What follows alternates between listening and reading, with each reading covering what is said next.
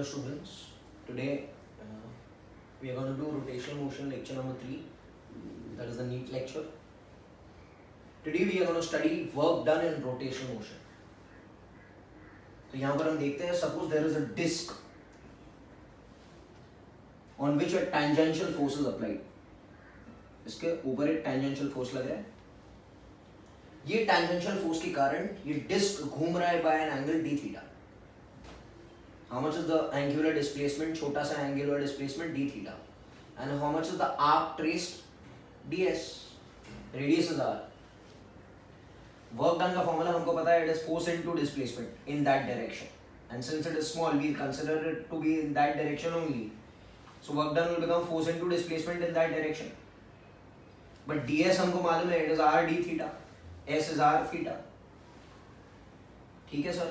अच्छा, last lecture में हमने पढ़ा था कि torque is force into perpendicular distance. So the torque acting on the disc which is going to rotate the disc is equal to force into perpendicular distance, that is torque.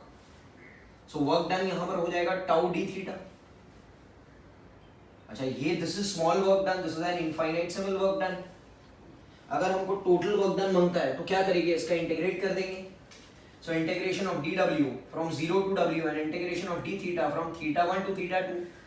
Theta 1 can be 0, theta 2 या तो theta 1 to theta 2, 0 degree to 90 degree, 60 degree to 90 degree, कुछ भी कर सकते हैं. w का w, dw का w हो जाएगा, tau d theta का हो जाएगा theta, theta 2 minus theta 1. So work done को लिख सकते हैं tau delta theta. This is the general formula for rotational work done. सही है.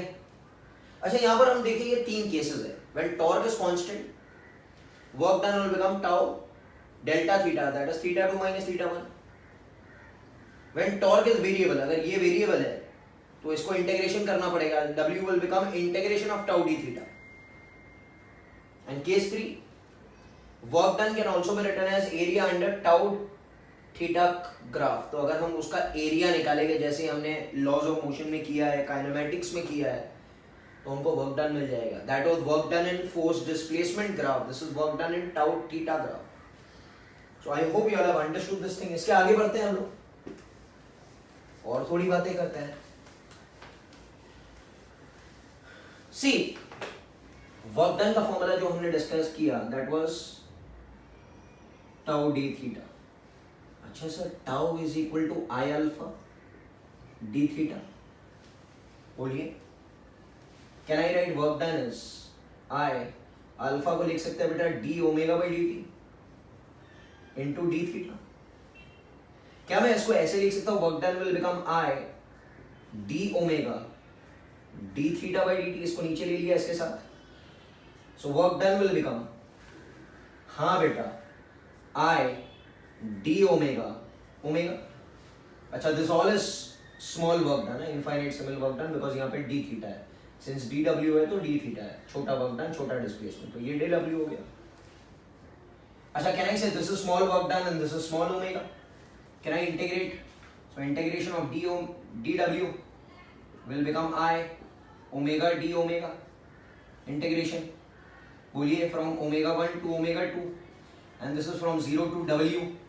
तो ये हो जाएगा w i omega square by 2 from omega 1 to omega 2. So this will become half i omega 2 square minus omega 1 square. Yes और no sir? Can I write this as work done will be half i omega 2 square minus half i omega 1 square. Okay, this is a very beautiful equation. आपको पता रहेगा work energy theorem, work done is change in kinetic energy. This is rotational work done is kinetic energy final minus kinetic energy initial. But this is all about rotation. इसको ऐसे भी लिख सकते हैं बेटा, initial kinetic energy plus work done is final kinetic energy. ये same हमने किया था इन ट्रांसलेशनल मोशन. यहां पर हम यही फॉर्मूला डिराइव करते हैं इन रोटेशनल मोशन. यहां पर काइनेटिक एनर्जी क्या हो जाएगी बच्चा, half I omega square, half m v square नहीं रहेगा, ये याद रखना. This will be initial and this will be initial. Yes और no? work done will be work done only. Final kinetic energy will become half I omega final square. Are you all understanding what's happening? हाँ भाई, तो उधर half mv square था, इधर half I omega square है, because we are dealing with rotational motion. You understanding what's happening? तो ये चीज याद रखना, work done is change in kinetic energy.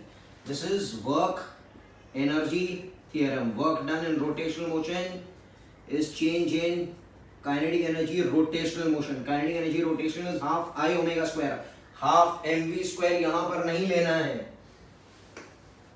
So this is all about work done. अच्छा, work done के बाद में जो चर्चा आती है वो किसकी आती है? वो आती है पावर की. याद है ना पावर? सो यहां पर जो पावर रहेगा वो कौन सा पावर रहेगा बेटा? रोटेशनल पावर होगा. अच्छा, पावर दो टाइप के होते हैं, एक होता है एवरेज पावर, एक होता है इंस्टेंटेनियस पावर. तो हम एवरेज पावर की बात करेंगे. Average power is total work done upon total time. I hope you all know the formulas. Yes or no? So average power का फॉर्मूला हो जाएगा वर्क डन. वर्क डन का formula क्या मिला था हमको? Tau delta theta. Yes or no? By total time. ये एक एवरेज पावर मिल गया. This is rotational work done ना. We are talking about rotational power. This is all in rotational motion. ये rotational power. What about average power? Average power is total work done upon total time. But work done total हमने क्या निकाला अभी? Tau d theta. When torque is constant. अगर torque variable होगा तो यहाँ पे इंटीग्रेशन आएगा. अगर एरिया दिया है तो this will B work done tau theta graph में आएगा upon time. That is the total time. अच्छा सर, दूसरा वाला कौन सा पावर था? That was instantaneous power. Instantaneous power PI was rate of change of work done. Yes or no? So instantaneous power is d by dt of tau. क्या भाई? Theta. याद है? तो क्या नहीं से टॉर्क अगर कांस्टेंट है तो टॉर्क बाहर आ जाएगा, तो will become d theta by dt, which could also be written as tau. d theta by dt is beta omega. So instantaneous power is tau omega. Instantaneous rotational power is tau omega. अगर हम इसको translational motion से compare करें तो याद है ना, F v. This is F bar dot v bar and this is tau bar dot omega bar, because this is a scalar quantity. And work done का यूनिट क्या रहेगा? जूल पर सेकेंड और व्हाट. ये सब छोटी मोटी बातें हैं जो आपको आती है. But this whole and sole we are dealing only with rotational motion. And you can revise this in terms of translational motion also. Okay, so एक बार पूरा mechanics आपका revision हो जाएगा, but this is in terms of rotation, that was in terms of translation. Okay बेटा, ठीक है, fine. अब हमको पता है काइनेमैटिक इक्वेशन हम लोग लिख लेते हैं. काइनेमैटिक इक्वेशंस आपने पढ़े ही रहेंगे. चलो भाई बताओ. V is u plus at, S is equal to ut plus half at square, V square is equal to u square plus 2as, S nth is u plus a by 2, 2n minus 1. This is in terms of translational motion. Rotation में क्या हो जाएगा? चलो बताओ फटाफट. Omega 2 is omega 1 plus alpha t. Theta is omega 1 t plus half alpha t square. Okay, omega 2 square is equal to omega 1 square plus 2 alpha theta. यार है ना, theta nth the angular displacement will become omega 1 plus alpha by 2 2n minus 1. ये चीज हमको आना चाहिए. Okay, और एक चीज हम याद रखते हैं कि एक रेवोल्यूशन में कितना डिग्री कवर होता है बेटा? 2 पाई रेडियंस. तो n रेवोल्यूशंस में कितना थीटा कवर होगा? 2 पाई n. एक रेवोल्यूशन में कितना रेडियन? 2 pi radian. तो 2 में 4 पाई. 3 में 6 पाई, तो n में 2 पाई n. So if n is the number of revolutions, then theta will become equal to 2 pi n. Theta will become 2 pi n. भाई याद रखना सब लोग. ओके, तो आज हम लोग ज्यादा न्यूमेरिकल्स करेंगे. Theory I think so it is over, थोड़ा और बाकी रहेगा तो आई डू इट इसके बाद में. अभी हम लोग थोड़ा न्यूमेरिकल से शुरू करते हैं. Open your sheet, page number 20. Page 20, example question is given over there. हम लोग देखते हैं. A point mass is tied to one end of the cord whose other end passes through a vertical hollow tube caught in one hand. The point mass is being rotated in a horizontal circle of radius 2 meter with a speed of 4 meter per second. तो कह रहा है point mass है जिसको हम गोल गोल घुमा रहे. कितने रेडियस में बेटा? 2 मीटर. ओके, एंड इसका स्पीड है 4 मीटर पर सेकेंड. कितना स्पीड है इसका? 4 मीटर पर सेकेंड. समझ में आ रहा है बात? ये घूम रहा है. कितना रेडियस है बेटा? ये रेडियस है. Can I say this is R. The chord is now pulled down. यहां से हमने इसके रस्सी को पुल किया नीचे और रस्सी छोटी कर दी. Reduces to 1 metre. मतलब ये जो सर्कल है ना, पहले 2 मीटर का सर्कल था, अब सर्कल हो गया कितने का बेटा? 1 मीटर का. Okay, compute the new linear and angular speed and compute the ratio of kinetic energy. ठीक है बेटा, तो हमको इसका V2 चाहिए. पहले हम लोग V2 देखते हैं, बाद में जो भी पूछा है वो देखते हैं हम. ओके, तो क्वेश्चन क्या कह रहा है?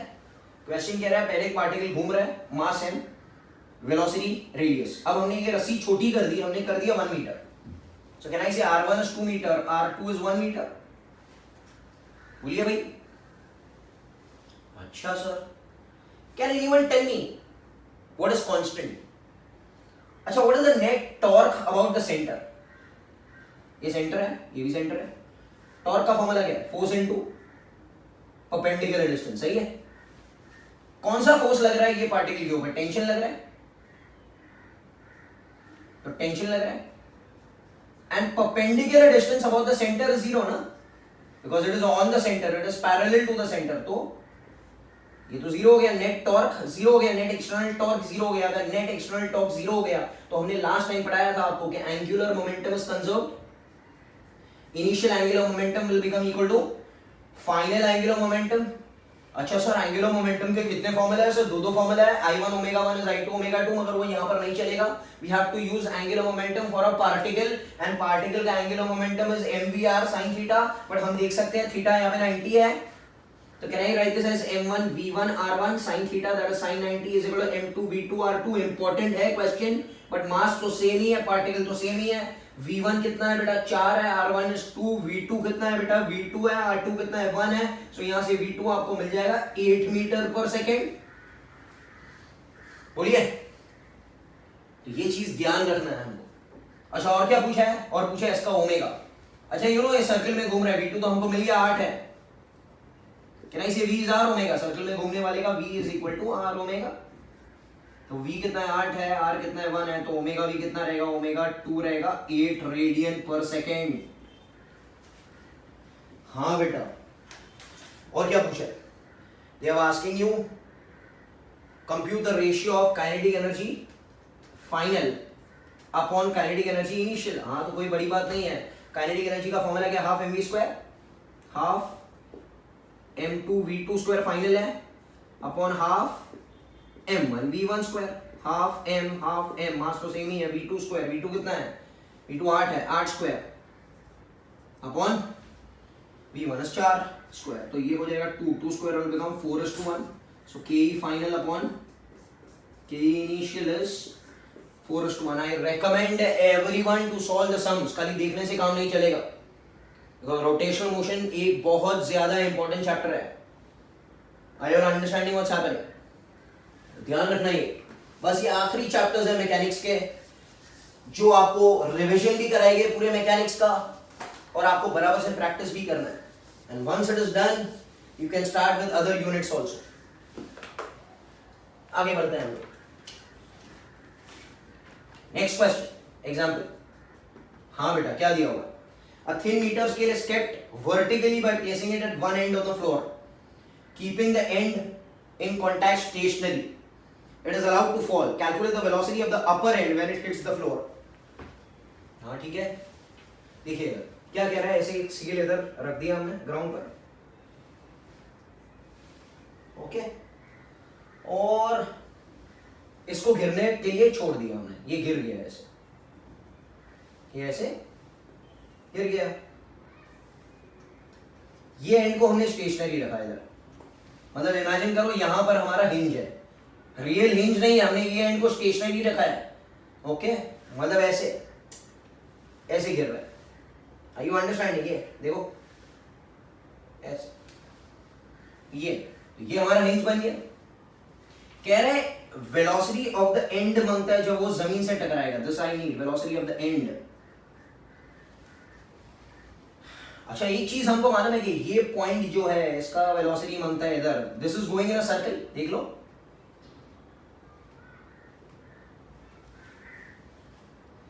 ओके सर ठीक है. अच्छा which formula to use? Can I say initial kinetic energy plus work done is final kinetic energy? अभी पढ़ा है initial kinetic energy. इधर जब वो था this was the initial case, this is the final case. initial kinetic energy बच्चा है 0. तो ऐसे ही है stationary. work done by gravity will be कितना? अच्छा सर ये कंटिन्यूस बॉडी है कि एक पार्टिकल है? सर ये कंटिन्यूस बॉडी है. तो हमको पूरे मास को एक पॉइंट में बदलना पड़ेगा where the mass will be concentrated at the centre of mass. Can I say ये पार्टिकल इधर है, ये सेंटर ऑफ मास इधर है. पहले कितने डिस्टेंस पर है? ये पूरा अगर लेंथ l है तो ये कितना रहेगा बच्चा? l/2. और बाद में ये मास इधर आ गया. देख सकते हो पूरे मास को हमने कहा कॉन्सेंट्रेट कर दिया बेटा सेंटर ऑफ मास पे. सर ऐसे क्यों किया? Because this was the continuous body. हमको पार्टिकल के लिए बनाना है. वर्क डन का फॉर्मूला क्या है? Force into displacement. यस और नो? फोर्स कौन सा नीचे खींच रहा है? What is the work done due to gravity? mg l/2 and both are taking place in the same direction. mg भी नीचे है एंड डिस्प्लेसमेंट भी नीचे ही है ना. देखो l/2. बोलो काइनेटिक एनर्जी फाइनल कौन सी एनर्जी है? Kinetic energy. क्या लिखेंगे यहाँ? क्या ये रॉड चल रहा है कि घूम रहा है? कुछ लोग कहेंगे हाफ mv स्क्वायर. बच्चा दैट इज रॉन्ग बिकॉज ये रॉड घूम रहा है. तो यहां पर आएगा हाफ आई ओमेगा स्क्वायर में omega will be the angular velocity about this axis. तो समझ में आया आपको? इनिशियल काइनेटिक एनर्जी 0 था, कुछ नहीं कर रहा है. वर्क डन हो गया. ये जो गिर गया कितना गिरा? mg into l/2. Force into displacement in that direction is positive. Half I omega square. अच्छा सर इसको लिख सकते हैं mg l/2. I sir I of the rod about one and. Moment of inertia hinge यहां पर है, आपने assume किया है तो it is rotating about one and. तो एक्सिस ऑफ रोटेशन इधर आ गया. एक्सिस ऑफ रोटेशन जब इधर आ गया तो it is ml²/3 into omega square. अब देखिए सॉल्व करते हैं हम लोग. ये 2 ये l कट गया. ये m कट गया. तो क्या आया? 3g/, हाँ sir 3g/l. Root of that will be omega. Yes और नो? ये ओमेगा मिल गया. पर हमको ओमेगा थोड़ी मांगता है. कभी कभी आपको ओमेगा भी पूछ लेते हैं. Omega of the whole rod ये पूछता है. पर हमको तो v एंड चाहिए. Can I say this point is performing circular motion and this point will become v. v is equal to what sir? r omega and r is l. देख सकते हो ये सर्कल का r कितना है? r is l. Omega को लिख सकते हैं बेटा 3g/l. So can I say it will become under root 3gl. This is the velocity at the end. Are you all understanding what's happening? Okay. चलो भाई आगे बढ़ते हैं. Question page number 21.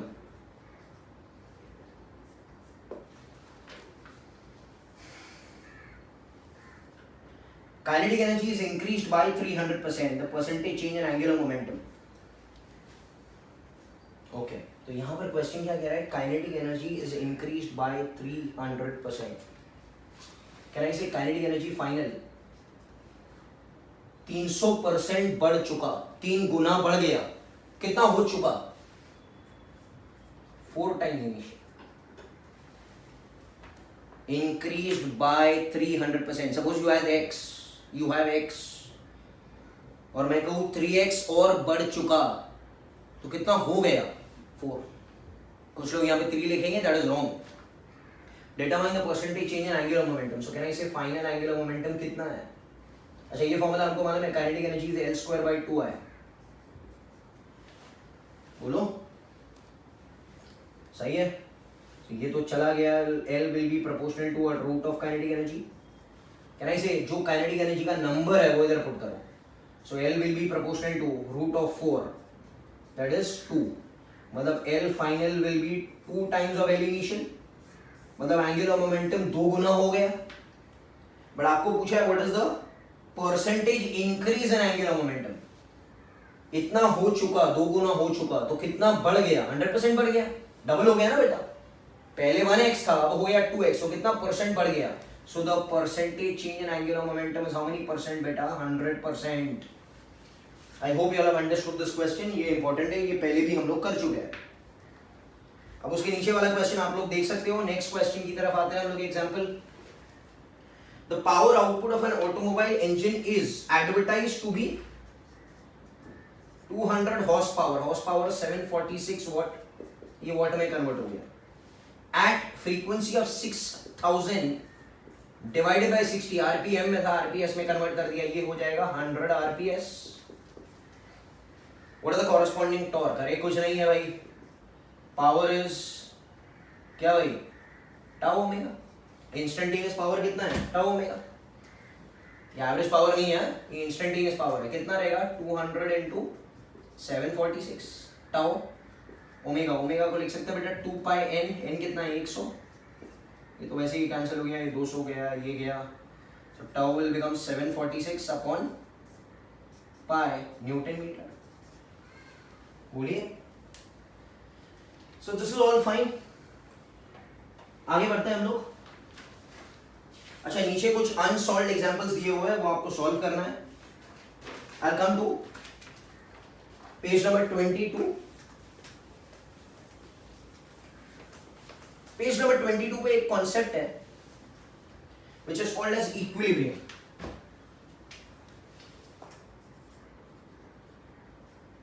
हमने पढ़ा है पहले, थोड़ा और सिखा देता हूं बेटा. 2 टाइप के इक्विलिब्रियम होते हैं. ट्रांसलेशनल इक्विलिब्रियम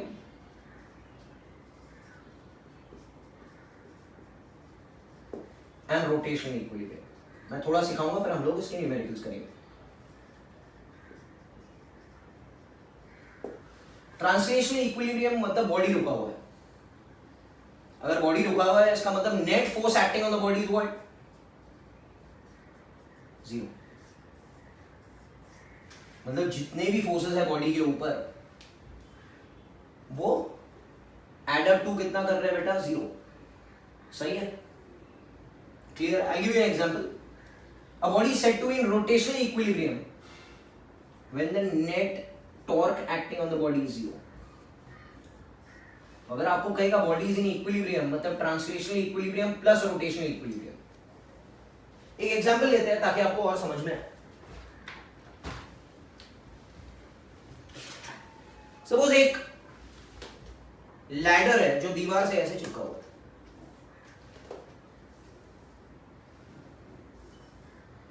अच्छा, what are the forces acting on the ladder? ये तो इसका वेट रहेगा.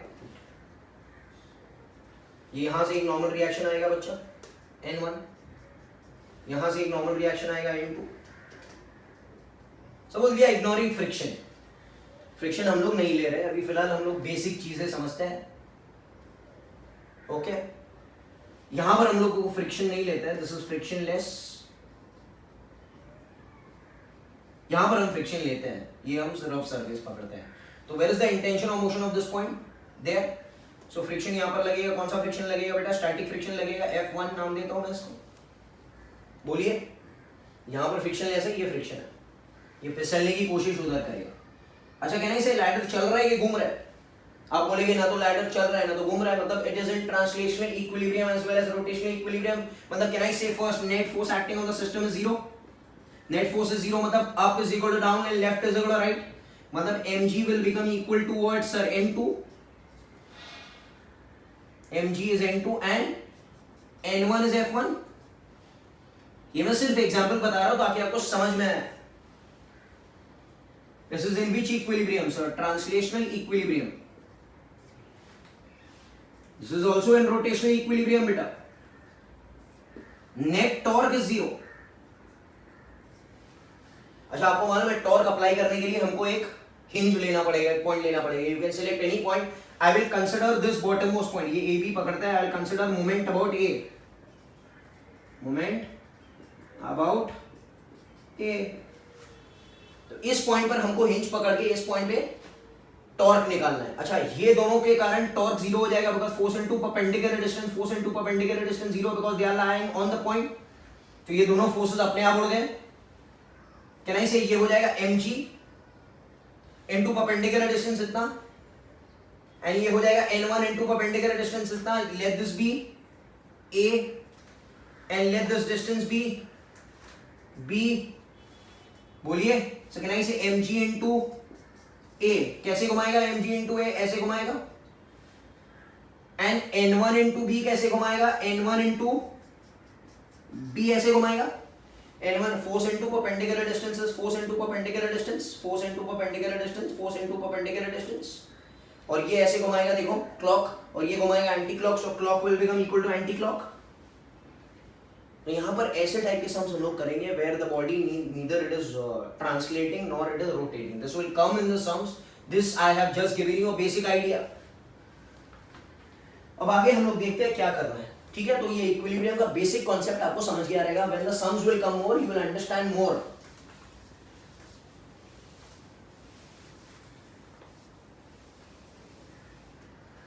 आगे बढ़ते हैं।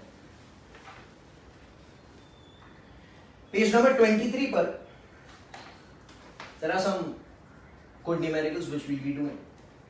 देखो भाई क्या कह रहा है? In the following figure R1 is 10 centimeter and R2 is 20 centimeter। सही है? ऐसे कुछ रील है and the moment of inertia of the wheel is 1500 kg meter square। ये दिया हुआ है और यहाँ पर अलग अलग फोर्सेस लगा रहे हैं। यहाँ पर 5 न्यूटन लग रहा है, इस पॉइंट पर 10 न्यूटन लग रहा है एंड इस पॉइंट पर 15 न्यूटन लग रहा है। Okay, determine the angular acceleration alpha होता है, मतलब ये किस तरफ घूमेगा वो हमको देखना है। तो सॉल्यूशन एकदम सिंपल है। सबसे पहले I will find torque about the centre. Torque का फॉर्मूला क्या है? Force into perpendicular distance. कितने फोर्सेस हैं? 3 है sir. F1 into R1 plus F2 into R2 plus F3 into R3 with the direction. हाँ बच्चा, पहले इसको F1 पकड़ते हैं। 5 into perpendicular distance about the centre, तो 5 इनटू क्या भाई कितना है? 20 है ना? बोलो सही है। या तो इसको लिख सकते हैं सेंटीमीटर में है तो इसको लिखेंगे 0.2। अच्छा कैसे घुमाएगा? Force into perpendicular distance about this point, so can I से R बार क्रॉस F बार, R bar cross F bar. ये ऐसे घुमाने वाला है, ऐसे घुमाएगा ना अबाउट द सेंटर। देखो ऐसे घुमाएगा।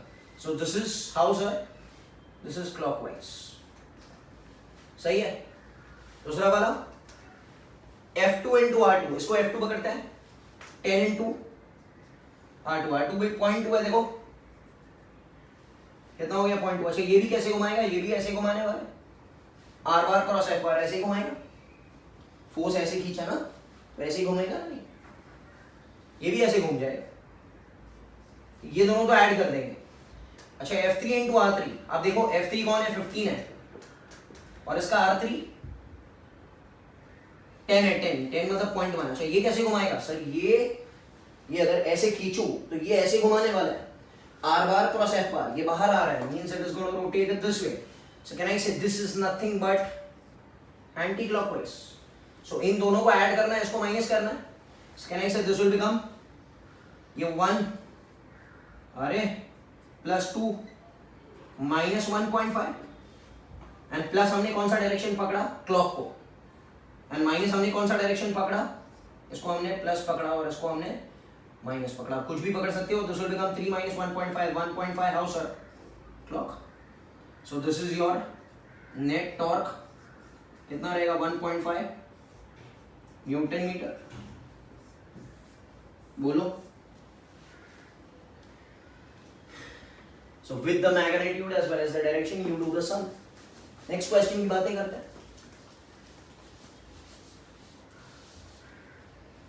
Next question जो triangle वाला है वो आप लोग try कर सकते हो. I'll do the next question after that.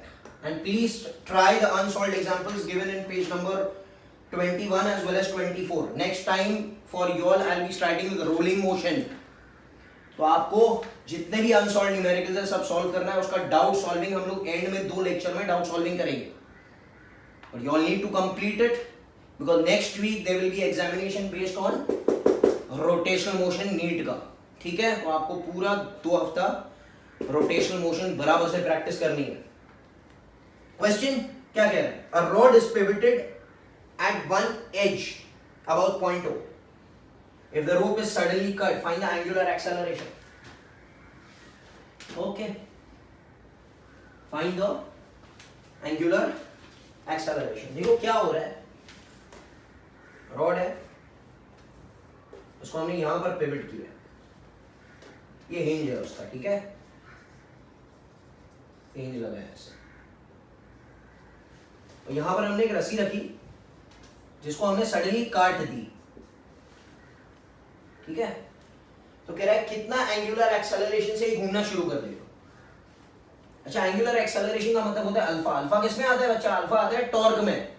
Tau is I alpha, याद है? तो क्या इसके ऊपर एक टॉर्क लगने वाला है. अच्छा, ये रस्सी जब कट गई तो who will dominate him to move. अगर ये रस्सी बच्चा कट गई तो यहां पर हमको मालूम है वेट एक्ट कर रहा है mg. कितने डिस्टेंस पर? ये सेंटर ऑफ मास है ना इसका. From the hinge it is going to act at a distance of L by 2. अच्छा, टॉर्क का एक फॉर्मूला याद है, force into perpendicular distance. And torque का दूसरा फॉर्मूला क्या? I alpha. फोर्स कितना लग रहा है? mg. परपेंडिकुलर डिस्टेंस कितना बेटा? L by 2. देखो, एंड यही force into perpendicular distance will result in I into alpha. अरे भाई, ये जब खींचा तो ये तो घूमना शुरू कर दिया. घूमना शुरू कर दिया तो उसने क्या दे दिया? इसको अल्फा दे दिया ना बेटा. I about this point is ml square by 3 into alpha. Can I equate both of them? Because mg into L by 2 will result in I into alpha, that is ml square by 3 into alpha. सही है ना भाई? तो ये हो जाएगा 3g by 2l will result in alpha. Got it? So this is how alpha is produced of this thing in the start when the rope is suddenly cut. This is alpha initial which is there. बोलिए. Yes sir.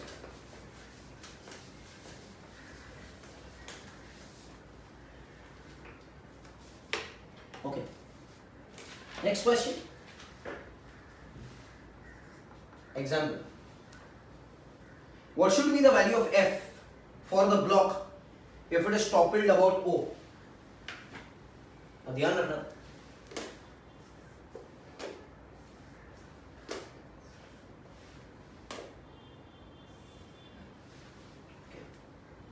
ये F है.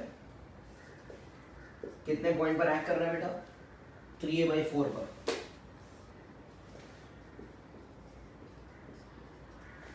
यहाँ पर wait है, हमको wait तो मालूम ही है कहाँ पर एक्ट करता है, mg पर. This is a/2 which is given. कह रहा है इस पॉइंट पे उसको टॉपल करना है. करेक्ट है? सही है. अच्छा सर, अब देखो हुआ क्या एक्चुअली. क्वेश्चन क्या है? This is a question of toppling. Toppling का कॉन्सेप्ट में होता क्या है? थोड़ा सी एक चीज पढ़ते हैं फिर हम लोग इस सम पे आएंगे. सपोज एक बॉडी है, आप फोर्स लगा रहे हो, सपोज इधर लगा रहे हो, where is the weight? mg. हमने काइनेमैटिक्स में पढ़ा है, लॉज ऑफ मोशन में पढ़ा है कि नॉर्मल रिएक्शन कहां से पास होता है? नॉर्मल रिएक्शन यहां से पास होता है.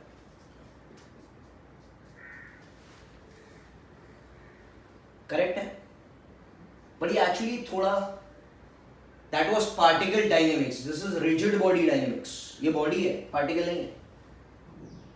एक्चुअल नॉर्मल रिएक्शन यहां से पास नहीं होता है. Normal reaction is shifting towards right. Sir ऐसे क्यों होगा? ऐसे क्यों होगा? सपोज ये बॉडी पड़ी हुई है ना, ऐसे देखो, आपने ऊपर से ऐसे फोर्स लगाया, आपने ऊपर से ऐसे फोर्स लगाया, ये बॉडी रेस्ट पर है, आपने फोर्स लगाया, हिल रहा नहीं है. सही है, करेक्ट है. अब आप देख सकते हो, if I apply moments about the centre, suppose ये डिस्टेंस लेते हैं a, if I apply moment about where sir? Centre. आप देख सकते हो F इंटू ए, ऐसे घुमा देगा.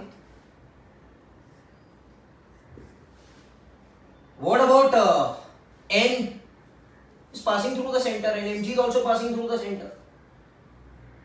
बोलिए भाई, इसका मतलब पड़े पड़े ही बॉडी घूम जाएगा.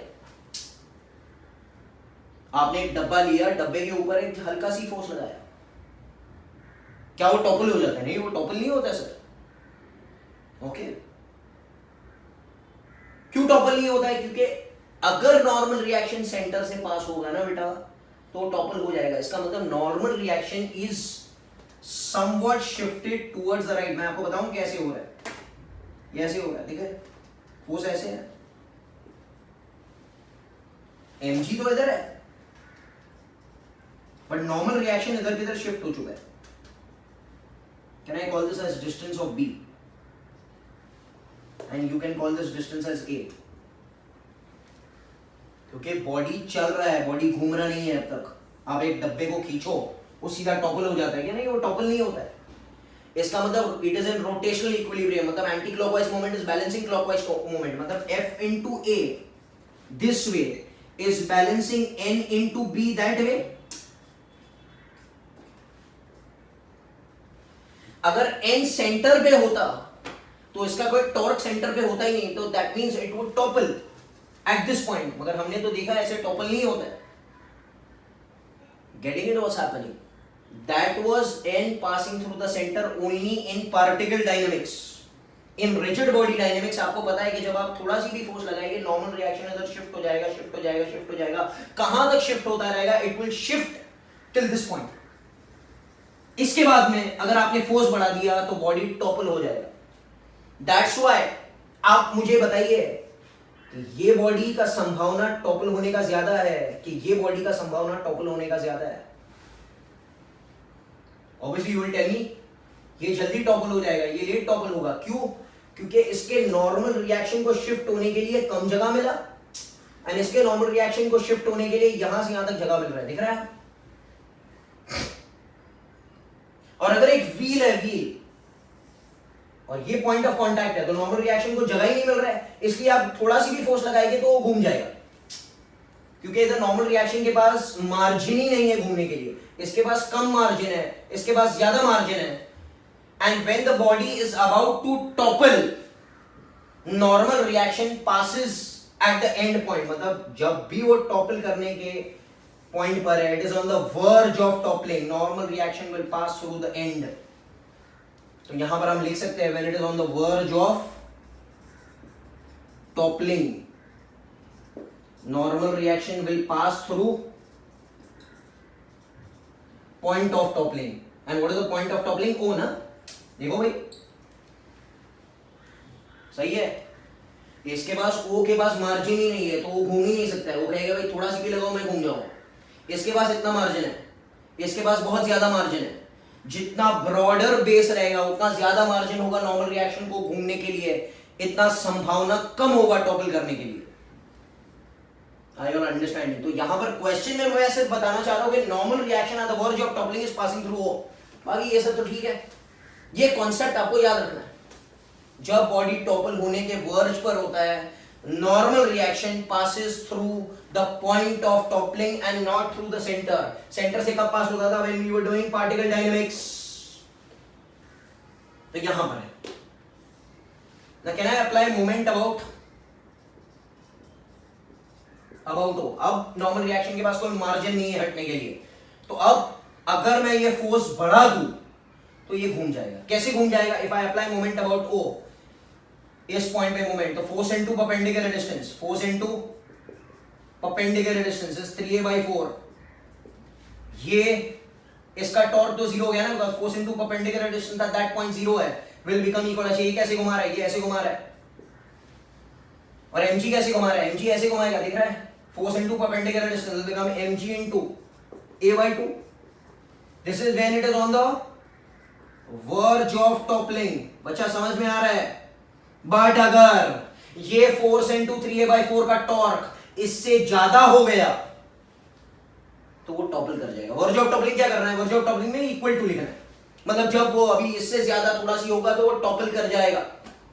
बट यहां पर पूछा है when it will topple. When it will topple में क्या होगा बेटा? f into 3a/4 should be greater than equal to mg into a/2। समझ में नहीं आ रहा है भाई? ये a और ये उड़ गया, ये 2 2 4, सो f will be greater then 2mg/3। तो अगर इससे ज्यादा फोर्स आपने लगा दिया इस जगह पर तो वो टॉपल कर जाएगा। और अगर इतना फोर्स लगा दिया आपने इक्वल टू वाला 2mg/3, हाँ भाई, f is equal to 2mg/3 वाला फोर्स लगाया, तो कैन आई से it is on the verge of toppling. Did you understand my point? तो यहां पर ये चीज है, आप लोग थोड़ा ध्यान रखना। एंड पेज नंबर 24 पे अनसॉल्व्ड एग्जांपल्स है। Next time I will be starting with angular impulse and rolling motion, which will be the last synoptical lecture, and then we can start with tutorial sheets. Thank you very much.